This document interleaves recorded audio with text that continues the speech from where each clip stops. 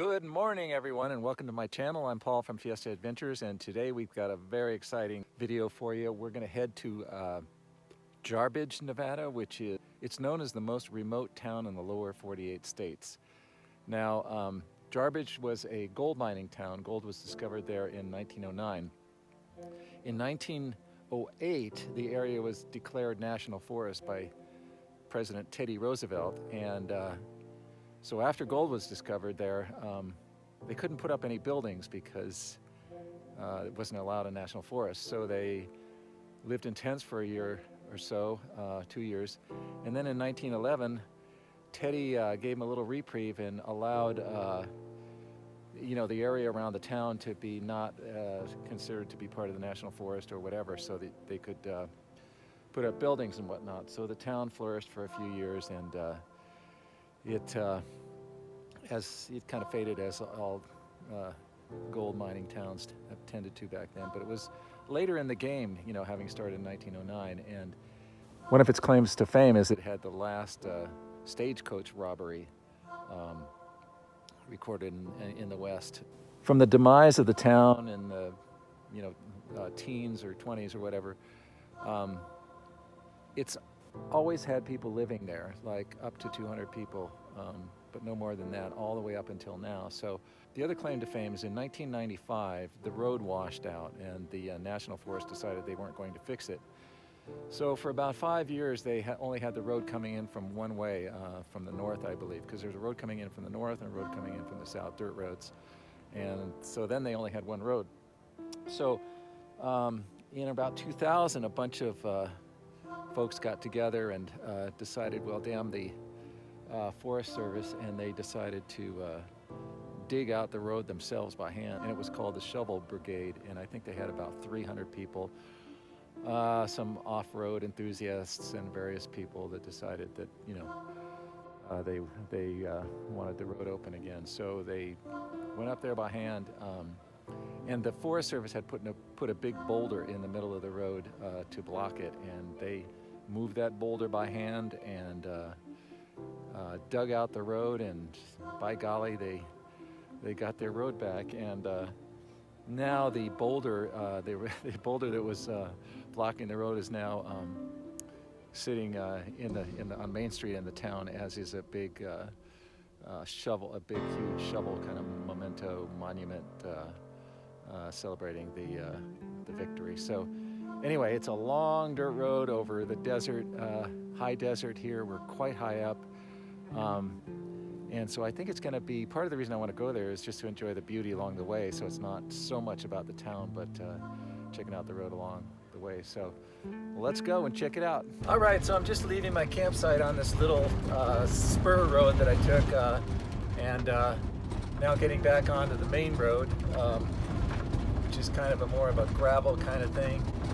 I'm not kicking up too much dust, and it's a bit washboardy, so I'm just going to take it slow. And it's going to be a long ride on this road to Jarbidge, but we'll just enjoy the process. Looks like it goes up in the mountains here pretty soon, which will be really pretty. And let's just see how it goes.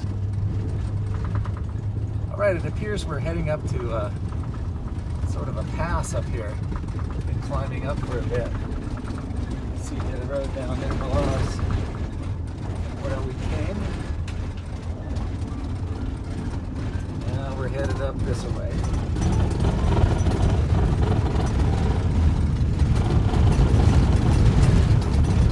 Another beautiful day. Getting some nice fall colors going over here along the road. All right, everybody, I just went over a little pass, heading out the road, and past some fall colors, which are beautiful. And a couple of guys on motos passed me, and so now we're going to continue on. We're at about 6,300 feet here. It's a pretty high desert, and it was remarkably, it was 27 degrees last night.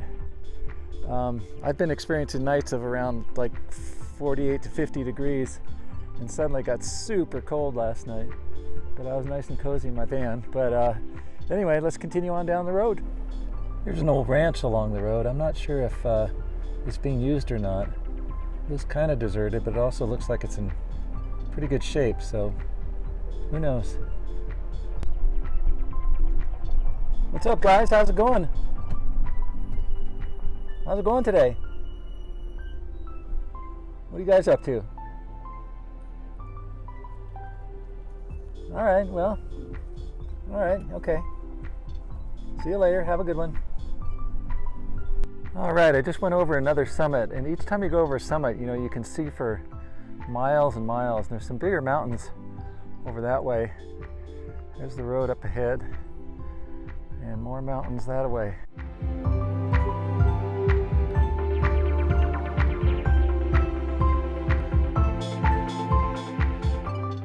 I'm seeing a number of people camping along here, and they have their ATVs and whatnot. And my guess is that they're here for hunting. All right, so we got some sheep action down there.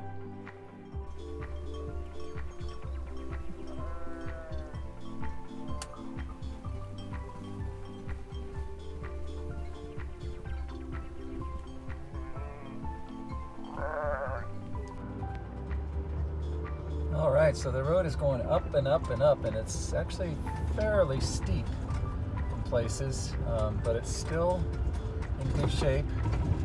Sprinter's not having any trouble at all, except for the fact that it's getting a little hot. But wow, this is super spectacular up here. I think we're at about 7,500 feet. There's a bunch of hunter type dudes traveling through these aspens on both sides of the road. Wow, pretty nice. Wow. That. Well, here's some larger aspens. These are pretty tall, these guys here. Wow. All right, I'm going to take a little break here. Get the van a chance to cool down. We've been climbing steeply up on this dirt road, heading up to 8,500 feet, the pass up there, and just got this viewpoint here, which is really amazing, looking down on the terrain that we just passed through. And then there's kind of levels off here a bit, and I'm not sure how close we are to the pass, but it's really spectacular. It really is reminiscent of Utah, and it makes sense since we're only a stone's throw from the Utah border. All right, so this is Coon Creek Summit at 8,442 feet. There's a lot of these fir trees up here, and they're narrow, conically shaped, and they're almost, this one's almost perfect. Beautiful tree.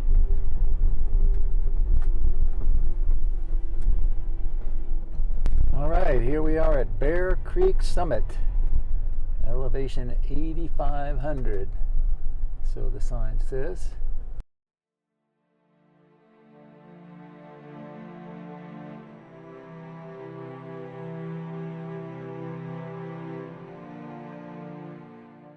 And now it is time to descend the 2,500 feet or so down to Jarbidge.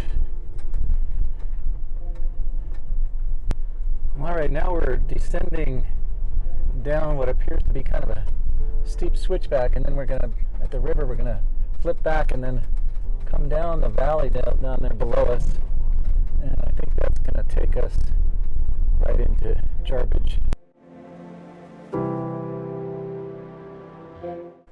All right, so here we are right in the center of Jarbidge, and here's the sign that gives a little bit of the history of the town. I'll hold here just for a minute, and you can pause it if you want to read it, the whole thing. And this rock right here is the Liberty Rock, and this little sign tells you a little bit about it. So it looks like they had a little dispute with the Forest Service, but they kind of worked it out. The Forest Service put this rock in the road to block it after it was washed out, and they refused to fix it. And that was in 1995, I think. In 2000, the townspeople banded together, and they called it the Shovel Brigade. Got about 300 people, and they removed the rock and cleared the road. And it's a nice little park. Some nice historical stuff. Oh, it tells what this thing is. It's a one-lunger, one-cylinder engine. This antiquity on display is made possible through the generosity of Mary Williams Bess in memory of her father, the late Jarbidge Judge, the Honorable Johnny Williams. Nice bell. Some painted rocks. Some sort of, I don't know, pump, I guess. Plow thingy. Kind of cool that this stuff's in the park. Cavalry stove. It's probably used when Jarbidge was a tent city in the early 1900s. The stove dates back to the 1850s. So I think I explained earlier that Teddy Roosevelt made this area a national forest in 1908, and then gold was discovered here in 1909, and they weren't allowed to put any buildings up, so it was a tent city until Teddy Roosevelt said, okay, we're going to make the Jarbidge town, we're going to relax the rules and you can build stuff here. Oh, we got something over here. Well, this is, well, here's an old map of the town. That's cool. Wow. Okay, so this is in January of 1917. So it shows this town and all the buildings. And I know you're getting some glare there, but you get the idea. You can see how big it was. I'm not sure I understand why all these lots overlap one another. It's kind of strange. But anyway, and then you've got stuff out here. That's cool. And here we go. Just some supporters and thank you and all that stuff, donations. The park was dedicated August 11th, 2006. Picnic tables in the shade. Picnic tables in the sun. You probably hear the creek is right over that away. There's a water hose here. And now here's a proper modern play structure for the kids. And this is looking across the street away from the park. Nice peak up there. Some of these big old wheels. Oh, there's an information plaque on these wheels. Let's check that out.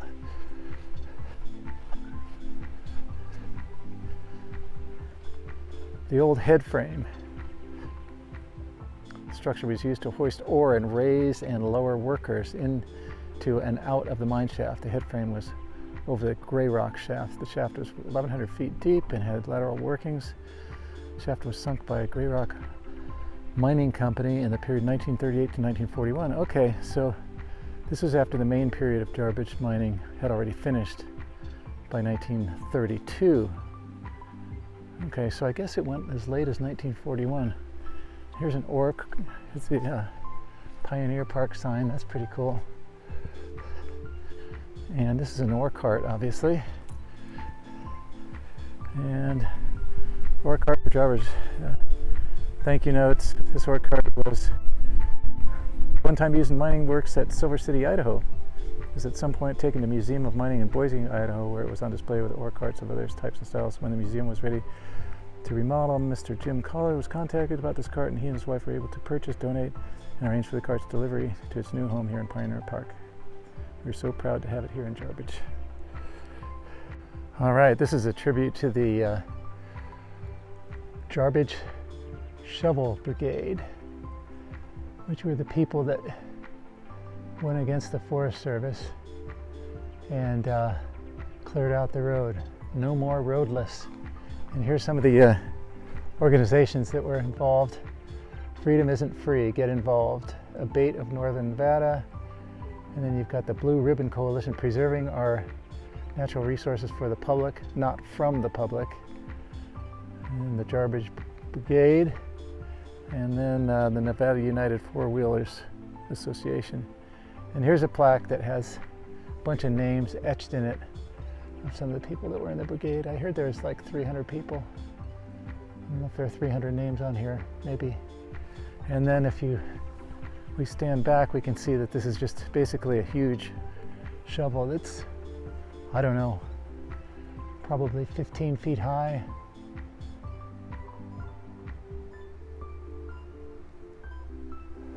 Something like that. Pretty cool. All right, we're walking on the north end of town now. That round sign there by the flag says Trading Post, Food, Beer, and Booze, General Store. And here is the general store. Got the little cowboy, little troublemaker with a slingshot there. Ice cold beer. And it says Oregon on the shovels. Little sign here says best little storehouse in Jarbidge, Nevada. And unfortunately it's closed today. So I think today's Tuesday, and it appears to be closed on Tuesday and Wednesday, so that makes perfect sense. Next door is the shack. It says Yates family, so I think that's just a residence. Ice machine is humming along, so there is ice here if you need it. All right, next door to the Trading Post is the jail. Here's a little plaque. Gives some information on it. This talks about how the presidential proclamation removed the forest land designation.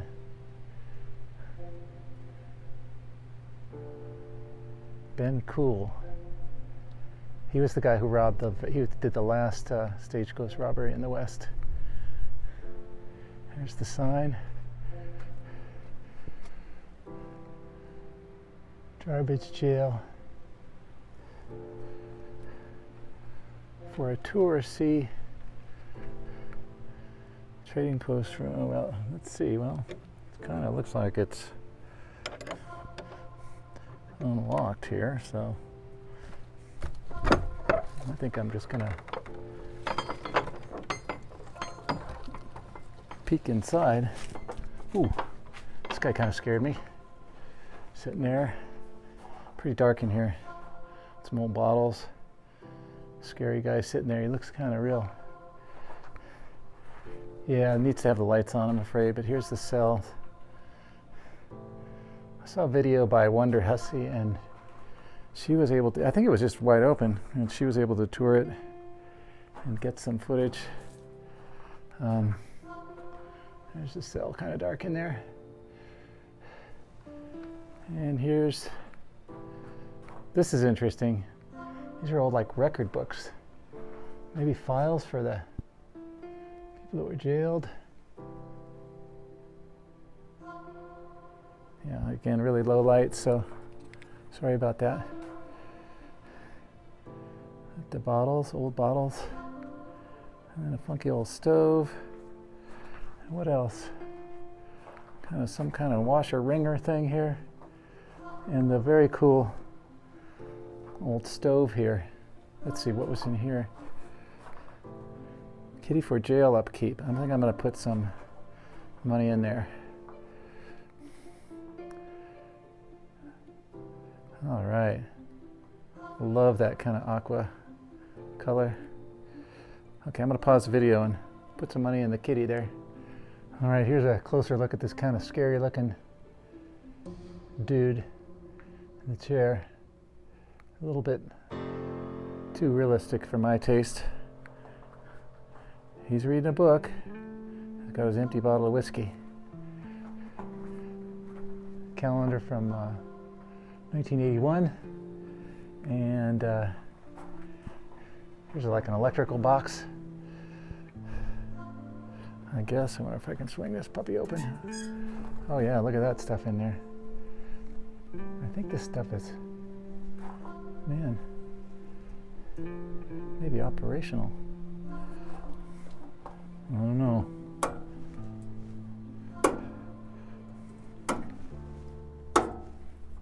Maybe not.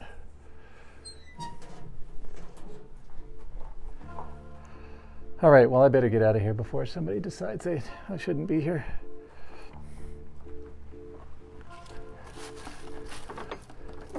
Time to leave it as found. The sheriff rig looks pretty serious there. It's got some big bumper on the front with a winch and some extra heavy duty tires on it. Probably has to pull people out of the ravine from time to time. There's another vantage point of the shovel from across the road so you can get a little better idea of the size. All right, well, welcome to Jarbidge. We're going to do a little walking tour. So prior I was sort of down in the middle of town and explored some things on the north end of town, which was kind of where all the business is. So what I've done is I've walked all the way to the south entrance of the town where most people would be driving in from if you're coming from Highway 80 Elko area. So, and I'm just going to walk down and show you. Here's a kind of a small cabin, and there's another fairly modest one, but it looks like it's well maintained. Nice garden, and there's an old tin building, and there's, if you look at the construction of this place, there's a lot of this kind of, this is the old construction, so it's sort of a log construction, and then the seams are filled with concrete or some other kind of mortar.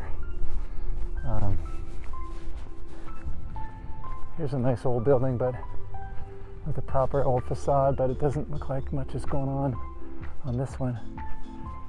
Here's a cute little place. On the side it says the White House, and then there's a funky little cabin there. And there's the sign, it says the White House just on to the left of the number of the house. Here's another one with the log construction I was talking about. These must have been old original cabins from back in the day. Another place.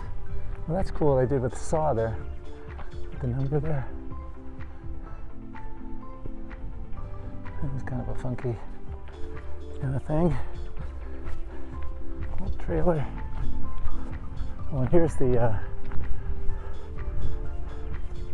fire department emergency phone. I don't know if they're referring to this over here, and it doesn't look like it's, well, who knows. Yep.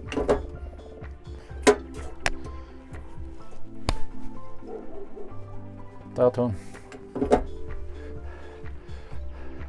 Looks like it's working. This is emergency, so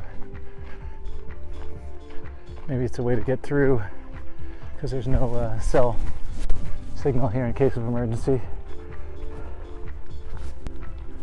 Another cabin with that log and mortar structure.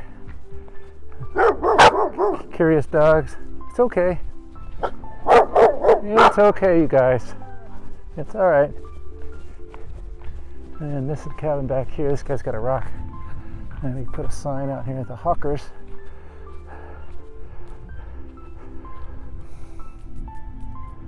(2005).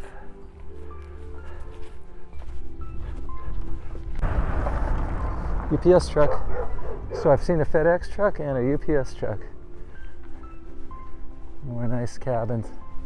This guy's got an ore cart in his front yard. Kind of a leaner, bit of a leaner there. A couple of barns kind of falling down here. More modern structures. There's Heckman Drive. Here's some more of that log and mortar construction, and this is obviously a newer thing that's trying to mimic it. Here's a couple of nice old places. This one looks like a second story was added on a long time ago. It's probably the equipment they used to plow in the winter. And this would be the post office.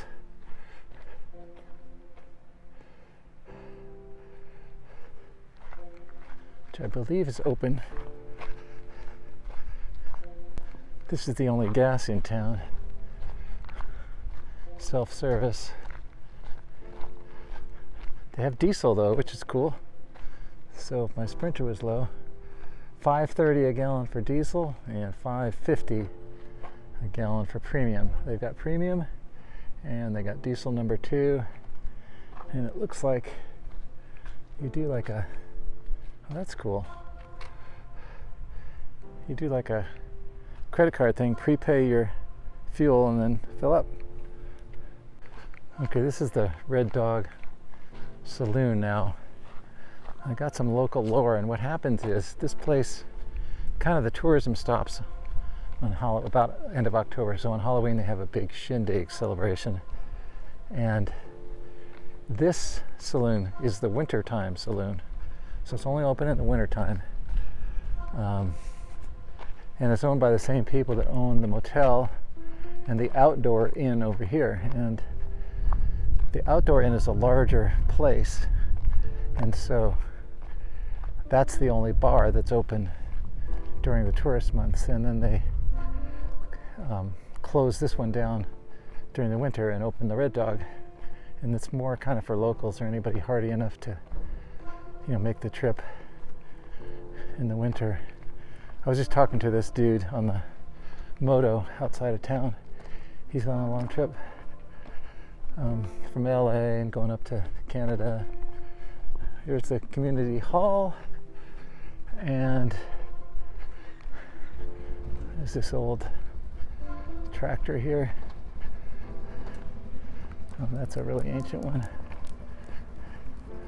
So now we are to the park, and this is where I parked, and I've already showed you all this stuff. All right, everybody, I hope you enjoyed this little tour of Jarbidge, Nevada. I really enjoyed my time here, and you know, big part of it was the journey getting here over that 47-mile dirt road. It took a while, but it was just beautiful along the way, so definitely a worthwhile trip. Now, rather than backtrack, I'm going to head north out of town and cut over to go into Idaho for a little bit, and then cut over to Highway 93 and go through Jackpot, Nevada, to get back to Wells on Highway 80, and that's how I'm going to get back. So that's the plan. Anyway, if you enjoyed the video, please do give it the old thumbs up, and subscribe if you would like to see more content like this, because I do have a lot of really cool trips planned, so it should be a lot of fun. So until next time, thanks for watching.